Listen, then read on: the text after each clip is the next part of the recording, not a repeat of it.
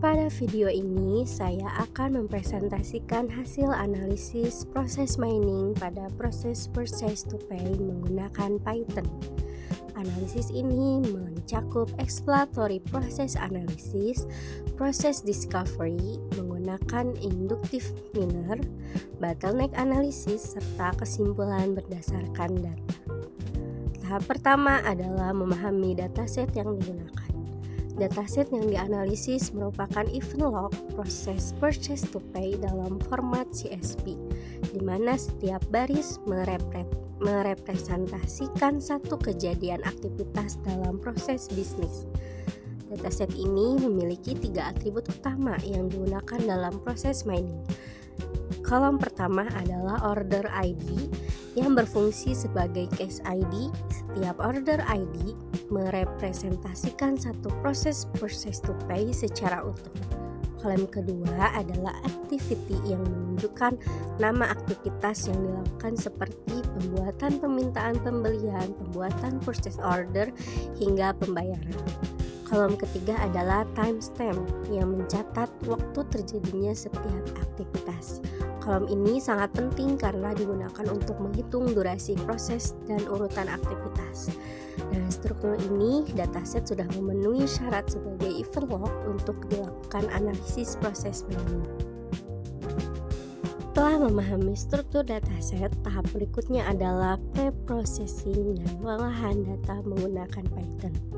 Setelah data siap, dilakukan perhitungan statistik dasar untuk exploratory process analysis.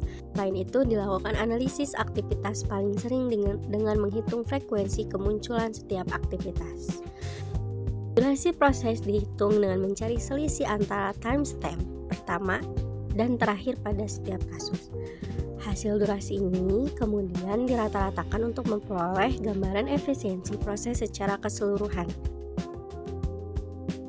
Berdasarkan hasil perhitungan, diperoleh hasil sebagai berikut. Jumlah kasus 934, jumlah aktivitas 9, jumlah event 7.782. Artinya terdapat 930 proses purchase to pay yang dianalisis dengan 9 jenis aktivitas berbeda dengan total hampir 8.000 event.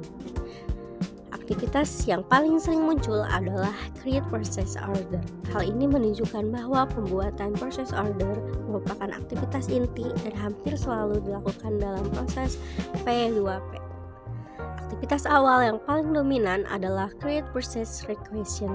Ini menunjukkan bahwa sebagian besar proses dimulai dari permintaan pembelian yang sesuai dengan standar bisnis purchase to pay. Aktivitas akhir dominan adalah make payment, artinya sebagian besar proses berhasil mencapai tujuan akhirnya, yaitu pembayaran kepada vendor. Rata-rata durasi proses adalah sekitar 2058 jam atau setara dengan kurang lebih 85 hari. Durasi yang cukup panjang ini mengindikasi adanya potensi inefisiensi atau bottleneck pada tahap tertentu. Tahap berikutnya adalah proses discovery menggunakan inductive miner. Inductive miner dipilih karena mampu menghasilkan model proses yang terstruktur, bebas deadlock, dan mudah diinterpretasikan. Hasil dari inductive miner berupa proses tree yang menggambarkan alur utama proses purchase to pay berdasarkan data aktual.